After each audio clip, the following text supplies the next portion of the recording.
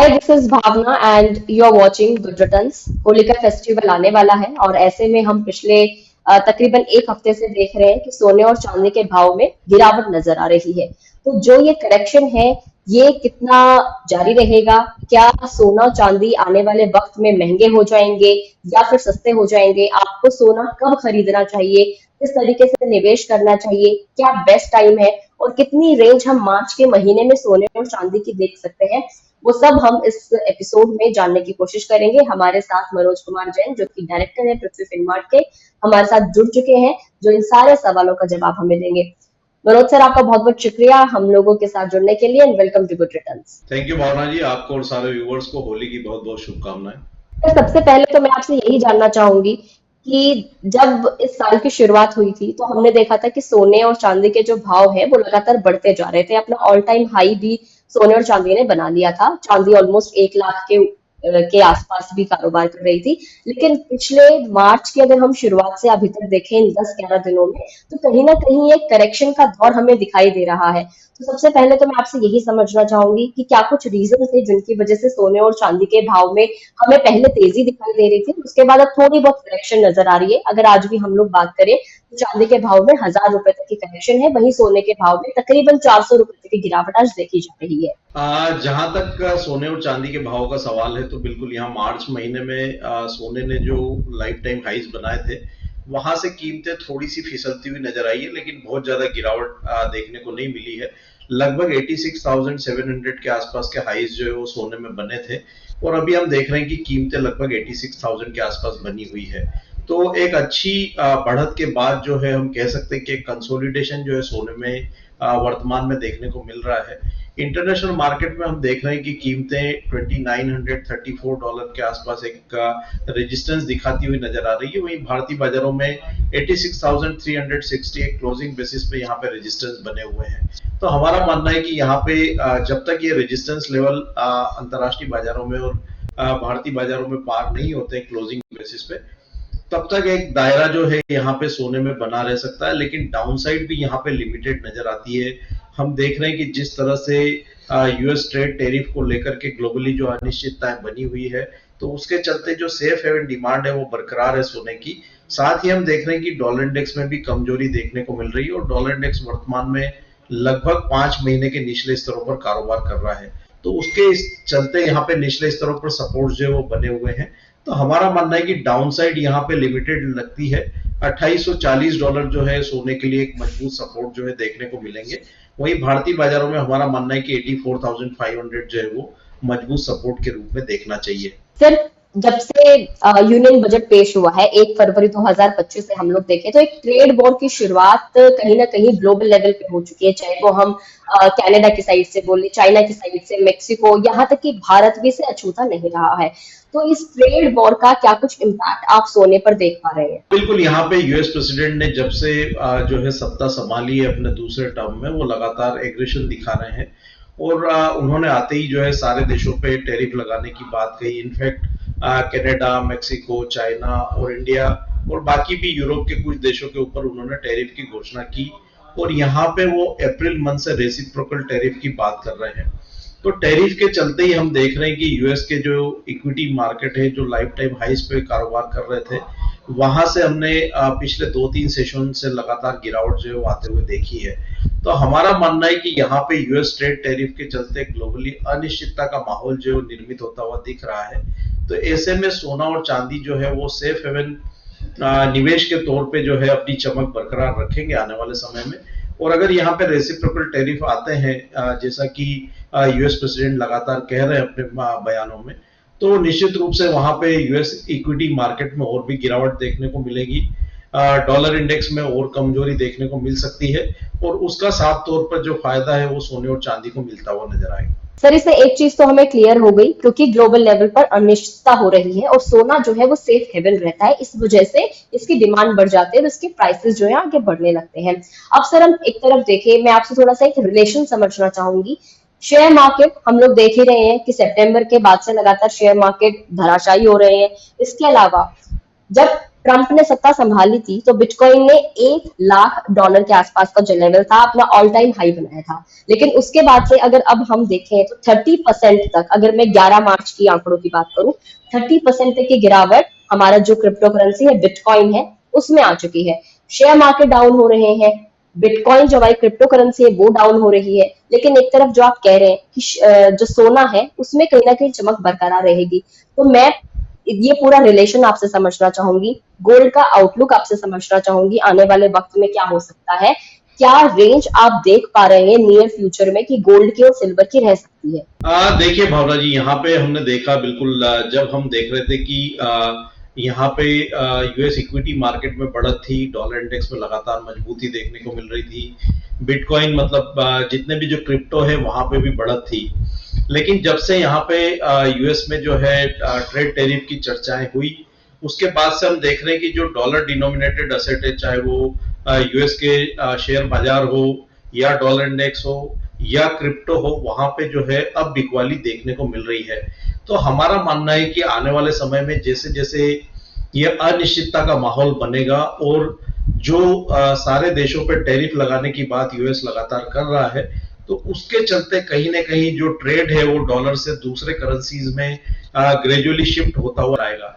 तो ऐसे में जो डॉलर डिनोमिनेटेड असेट है, चाहे वो यूएस के शेयर बाजार हो या डॉलर इंडेक्स हो या क्रिप्टो हो, वहां पे दबाव जो है वो बरकरार रह सकता है और उसका फायदा सोने और चांदी के को मिलता हुआ नजर आएगा।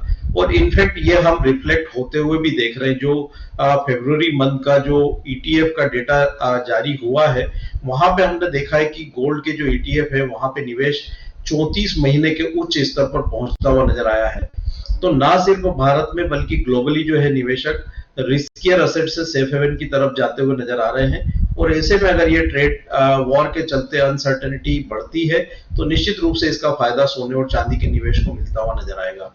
जहां तक रेंज का सवाल है, तो पूरे वर्ष के लिए सोने की रेंज हम शुरुआत में जब हमने आपके साथ शो किया था तो $3000 अंतरराष्ट्रीय बाजारों में और भारतीय बाजारों में 90,000 तक के लक्ष्य हमने दिए थे। अभी भी वो व्यू हमारा बरकरार है। वो लेवल हासिल होने के बाद नए जो है हम रिव्यू करेंगे फंडामेंटल्स और फिर वहां पे क्या अपडेट्स रहेंगे वो आपके साथ शेयर करते रहेंगे। जहां तक चांदी का सवाल है, तो हमारा मानना है कि निवेश के साथ साथ चांदी की औद्योगिक मांग भी बेहतर है, तो उसके चलते चांदी ऊपर में वर्ष में 38 से 40 हजार डॉलर अंतरराष्ट्रीय बाजारों में और 1,14,000 से 1,20,000 भारतीय बाजारों में जा सकती है। डाउनसाइड सोना और चांदी दोनों में अभी लिमिटेड नजर आती है। मैक्सिमम डाउनसाइड सोने में ये वर्ष $2680 अंतरराष्ट्रीय बाजारों में और भारतीय बाजारों में अगर गिरावट आती है तो 80,000 जो है वो रह सकती है।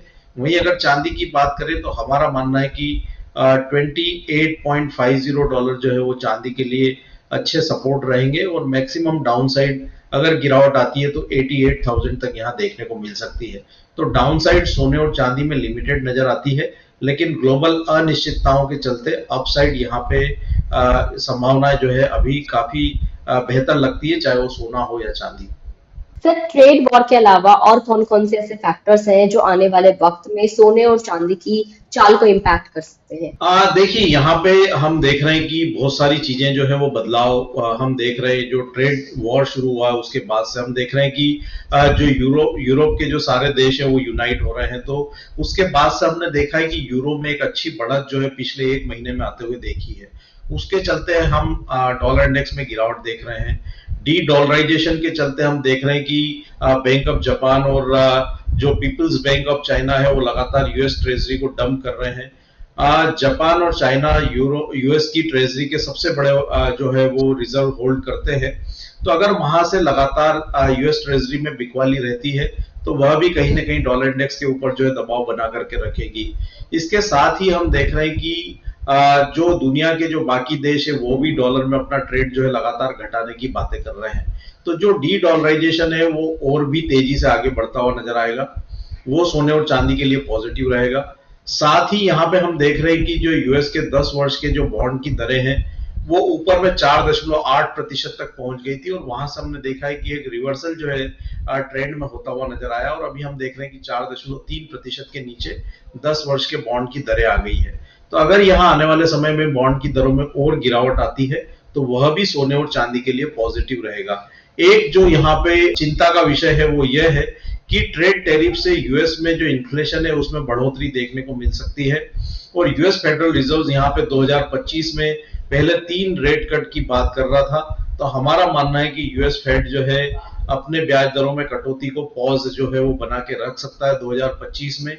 और अगर इन्फ्लेशन की दरें यूएस में 4% के स्तर को पार करती है तो शायद फिर हम वहां पे जो इंटरेस्ट रेट है वहां पे बढ़त भी जो है आते हुए देखें। तो ये एक यहाँ पे कॉशियस जो है रहना होगा यूएस के इन्फ्लेशन को लेकर के। और अगर यूएस फेड यहाँ पे ब्याज दरों में वापस बढ़ोतरी करता है तो उसके चलते सोने और चांदी में करेक्शन जो है वो देखने को मिल सकता है। लेकिन ये जो घटनाक्रम होगा वो सेकेंड हाफ ऑफ 2025 रह सकता है। फर्स्ट हाफ में हमारा मानना है कि ऐसी कोई जो है चिंता का विषय यहाँ पे यूएस फेड की तरफ से नहीं है।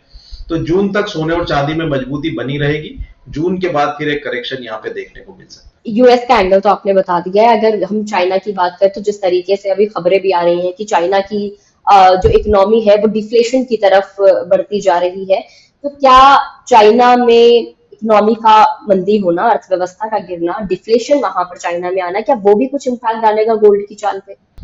अभी तक ऐसा लग नहीं रहा है, लेकिन जो फरवरी मंथ के ट्रेड के नंबर्स आए थे उसने थोड़ी सी चिंता बढ़ाई है क्योंकि फरवरी मंथ में जो चाइना के इंपोर्ट है उसमें 7% से अधिक की गिरावट देखने को मिली। साथ ही जो एक्सपोर्ट्स है वहां पे अप्रत्याशित बढ़त थी, लेकिन उसमें मेनली जो कंट्रीब्यूशन था वो यूएस का था। अब यहाँ पे यूएस जो है ट्रेड टैरिफ लगाने की बात कर रहा है, तो टैरिफ के चलते चाइनीज एक्सपोर्ट अगर कम होते हैं तो कहीं ना कहीं वो चाइनीज इकोनॉमी के ऊपर जो है दबाव बनाता हुआ नजर आएगा। तो ऐसे में चाइना जो है यूएस टैरिफ को काउंटर करने के लिए स्टिमुलस की बातें कर रहा है। साथ ही यूएस एक्स यूएस जो है चाइना सोच रहा है ट्रेड को लेकर के, चाहे वो यूरोप के देश हो या मिडिल ईस्ट के देश हो, वहां पे वो जो है समझौते के लिए आगे बढ़ रहा है। तो निश्चित रूप से यूएस के टैरिफ को लेकर के चाइनीज इकोनॉमी पे एक थोड़ा प्रेशर तो रहेगा, लेकिन कहीं ना कहीं अगर वहां से स्टिमुलस आते हैं और वो दुनिया के बाकी देशों के साथ में अगर ट्रेड को लेकर के समझौता करता है तो कहीं ना कहीं वो जो जितना ज्यादा डिफ्लेशन का खतरा भी नजर आ रहा है वो शायद होता हुआ नजर नहीं आएगा। आप हमेशा सर एक बात कहते हैं कि सोने और चांदी में निवेश करने का हर वक्त अच्छा होता है, हर टाइम बेस्ट होता है, लेकिन अगर हम लेवल्स के तौर पर अगर हम लोग बात करें तो सोने और चांदी के आप क्या लेवल देना चाहेंगे कि हाल फिलहाल में, अगर हम मार्च तक की बात करें, होली से होली तो खैर कल ही है, अगर हम होली की बात करें, होली के बाद की बात करें, तो कौन से आप लेवल, कौन सी रेंज देना चाहेंगे जब खरीदारी का एक अच्छा वक्त हो सकता है? देखिए भावना जी, निवेशकों के लिए सोना और चांदी हमेशा निवेश के लिए विकल्प यहाँ पे खुले रखना चाहिए। और अब जिस तरह से ग्लोबल जो अनिश्चितता यहाँ पे देखने को मिल रही है, तो हम पहले भी कहते आए कि 15 से 20% जो है आपका asset allocation as a safe haven सोने और चांदी में होना चाहिए। तो जो छोटे निवेशक हैं, जो लंबी अवधि के लिए निवेश करना चाहते हैं, सोने और चांदी के ईटीएफ उनके लिए निवेश के बेहतर विकल्प है। वहां पे एसआईपी के रूप में निवेश करते रहें, कोई भी रेंज ना देखें। जो लंबी अवधि के निवेशक हैं हर रेंज में एसआईपी के रूप में निवेश करते रहें, क्योंकि अगर हम सोने के पिछले 10 वर्षों का ही रिटर्न देखें, ज्यादा पीछे नहीं जाएंगे, तो इन टर्म्स ऑफ सीएजीआर सोने के रिटर्न्स ने सारे एसेट क्लास को बीट किया है। और ये जो हम कह सकते हैं कि जो चलन है सोने का और जो चांदी का, वो आगे भी बरकरार रहने वाला है। तो लंबी अवधि के निवेशक यहाँ पे एसआईपी के रूप में निवेश करते रहे।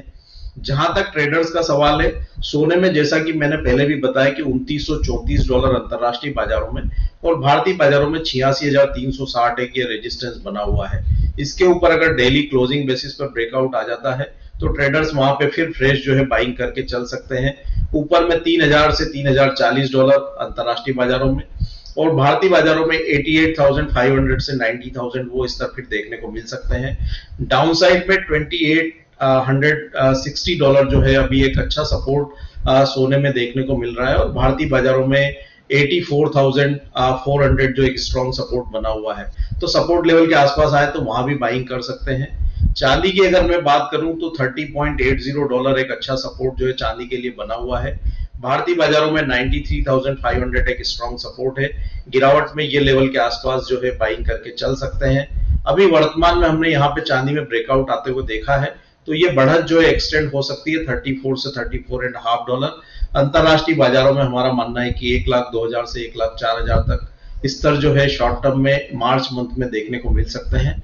तो चांदी में बाय ऑन डिप्स की रणनीति रखे, सोने में ब्रेकआउट के ऊपर बाय करें, और गिरावट भी आती है तो वहां पे सपोर्ट लेवल के आसपास बाय कर सकते हैं। लंबी अवधि के निवेशक अपने निवेश को एसआईपी के रूप में जारी रखें। सर, अगर मैं आपसे अब एक सवाल पूछूं कि शेयर मार्केट, क्रिप्टो और सोना, इन तीनों में से आपको क्या लगता है कि इस वक्त निवेशकों का सबसे ज्यादा फायदा कहाँ हो सकता है? देखिए, क्रिप्टो तो मैं सजेस्ट नहीं करूंगा क्योंकि वहां पे अंडरलाइन कोई असेट नहीं होता है, इसलिए क्रिप्टो हम हमेशा अवॉइड ही करने की बोलते हैं। शेयर मार्केट नो डाउट लंबी अवधि के लिए एक अच्छा असेट क्लास है, और जो लंबी अवधि के निवेशक हैं शेयर मार्केट में म्यूचुअल फंड के थ्रू भी निवेश जो है कर सकते हैं। अच्छी गिरावट हमने आते हुए देखी है, तो धीरे धीरे वहां भी एक्यूमुलेट कर सकते हैं। लेकिन वर्तमान परिदृश्य में सोना हमेशा जो है एक प्रेफरेबल बेट रहेगा, और हमारा मानना है कि सोना लंबी अवधि में बेहतर रिटर्न जो है दूसरे एसेट क्लास के कंपैरिजन में देता रहेगा। सोने की एक सबसे अच्छी ब्यूटी यह है भावना जी कि हम देखते हैं कि अभी हमने जो करेक्शन देखा है वर्तमान में, अगर शेयर मार्केट की बात करें तो इंडेक्स में तो लगभग 15-17% का ही करेक्शन हुआ है, लेकिन स्टॉक जो है लगभग 50% करेक्ट हो चुके हैं। सोने में ऐसा माहौल कभी भी देखने को नहीं मिलेगा कि आपके जो ऊपरी भाव है वहां से एकदम स्ट्रेट पे 50% जो है वन शॉट में आपके भाव 5 महीने में करेक्ट हो जाए। तो सोना निवेश के लिहाज से हमेशा बेहतर रहा है। करेक्शन कभी भी आएंगे तो 10-15% आ सकते हैं, लेकिन ऐसा कभी भी नहीं होगा कि आपका जो वैल्यू इरोजन है वो 50-60% वन शॉट में हो जाए। तो उस लिहाज से सोना हमेशा बेहतर बेट रहेगा, लेकिन लंबी अवधि में शेयर मार्केट भी बेहतर रिटर्न्स देते हैं, तो वहां पे एसआईपी के रूप में वहां भी निवेश कर सकते हैं। सर, 90,000 का जो लेवल है वो सोना कब तक हासिल कर सकता है अगर हम 2025 की बात करें तो? 90,000 का लेवल हमने पूरे वर्ष के लिए दिया है, लेकिन अभी जो वर्तमान अनिश्चितताओं का दौर चल रहा है तो हमारा मानना है कि यह लेवल जून तक जो है सोना टेस्ट कर सकता है भारतीय बाजारों में।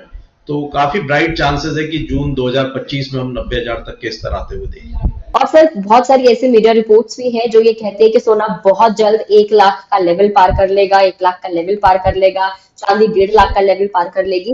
तो अगर हम इन दोनों ही स्पेकुलेशंस की बात करें तो सोना 1 लाख और चांदी 1.5 लाख का लेवल, आपको क्या लगता है कब वो वक्त आएगा जब सोने और चांदी के ये भाव देखने को मिलेंगे? वर्ष 2025 में चांदी 1,20,000 तक जा सकती है। मीडिया रिपोर्ट क्या स्पेकुलेट करता है उसके ऊपर हम नहीं जाना चाहेंगे, लेकिन जो हमारी जो रिसर्च है और जो लॉन्ग टर्म हम जो स्टडी करते हैं, उस स्टडी के हिसाब से अगर हम देखें तो सोना वर्ष 2027 तक इंटरनेशनल मार्केट में $3,600 जो है वो जा सकता है। तो उस लिहाज से भारतीय बाजारों में भी 2027 तक यहाँ पे 1 लाख तक जाने की संभावनाएं बनती है। 2027 तक चांदी अंतरराष्ट्रीय बाजारों में जो प्रीवियस हाई है लगभग $50 के, वो टेस्ट कर सकती है। तो उस लिहाज से अगर हम देखें तो चांदी यहाँ पे 1,50,000 के स्तर को 2027 तक ब्रेक जो है वो कर सकती है। तो वर्ष 2027 तक हमारा मानना है कि सोना 1 लाख और चांदी 1,50,000 ये स्तर भारतीय बाजारों में देखने मिल सकते हैं। अब मेरा सर आपसे आखिरी सवाल है जो मैं आपसे हमेशा पूछती हूँ, सोने और चांदी में किस तरीके से निवेश किया जा सकता है, अगर आप हमारे दर्शकों को कोई सलाह दें? सोने और चांदी के निवेश के काफी सारे विकल्प है। सबसे बढ़िया और आसान तरीका जो सोने और चांदी के ईटीएफ है, वहां पे आप आपके जो एग्जिस्टिंग डीमेट अकाउंट में जो है निवेश कर सकते हैं सोने और चांदी में। निवेश की जो मात्रा है वो काफी छोटी होती है। सोने में लगभग 75 से 80 रुपया और चांदी में लगभग 100 रुपए के मिनिमम अमाउंट से आप निवेश की जो है शुरुआत कर सकते हैं। जो लंबी अवधि के निवेशक हैं वो एमसीएक्स में सोने और चांदी की डिलीवरी भी लेकर के अपने डीमेट अकाउंट में रख सकते हैं। वहां पे आपको जो मेकिंग चार्जेस है वो जो फिजिकल मार्केट के मेकिंग चार्जेस है उससे कंपैरेटिवली कम रहते हैं। लेकिन आपको अगर वियर करने के लिए कोई चीज लेना है, ऑर्नामेंट लेना है, तो फिर आप फिजिकल मार्केट से ले सकते हैं। साथ ही अभी डिजिटल गोल्ड और सिल्वर का भी चलन है, तो वहां भी आप जो है एक निवेश के विकल्प के रूप में देख सकते हैं। लेकिन सबसे बढ़िया आसान तरीका सोने और चांदी के ईटीएफ है। लंबी अवधि के निवेश के लिए सोचते हैं तो एमसीएक्स में आप जो है डीमेट अकाउंट में भी सोने और चांदी की डिलीवरी को लेकर के रख सकते हैं। होली के दिन सर 14 मार्च को आप क्या कुछ लेवल्स देख पा रहे हैं सोने चांदी के? सोना जब तक जो मैंने रेजिस्टेंस लेवल बताए 86,360 वो ब्रेकआउट नहीं होता है तब तक एक दायरा जो है वो रह सकता है। 86,360 एक रेजिस्टेंस है, डाउन साइड 85,500 ये सपोर्ट रहेगा। चांदी में हमारा मानना है कि 96,600 जो है कि स्ट्रॉन्ग सपोर्ट अब चांदी के लिए देखने को मिलेगा, और हम 1 लाख के स्तर जो है चांदी में जल्द आते हुए देखेंगे। Thank you so much sir, आपका बहुत बहुत शुक्रिया। आप हमेशा ही इतनी एक्यूरेट और इतनी वैल्यूएबल इंसाइट्स हम लोगों के साथ शेयर करते हैं, हमारे दर्शकों के साथ शेयर करते हैं, और दर्शक भी सोने और चांदी का आउटलुक क्या रहेगा, इस एपिसोड का वेट करते हैं। तो सर आपका बहुत बहुत शुक्रिया। Thank you. तो सोने और चांदी के लेवल्स आपने जान लिए हैं, निवेश करने का क्या एक बेहतर और बेस्ट टाइम हो सकता है वो भी आपने जान लिया है, किस तरीके से निवेश करना है वो भी आप समझ गए हैं। तो इस एपिसोड में इतना ही। आपको जानकारी कैसी लगी कमेंट करके जरूर बताएं। अगर आप इस वीडियो को फेसबुक पर देख रहे हैं तो फेसबुक पेज को लाइक करें, यूट्यूब पर देख रहे हैं तो बुलेटिन के यूट्यूब चैनल को सब्सक्राइब करना ना भूलें। और आप सभी को होली की ढेर सारी शुभकामनाएं।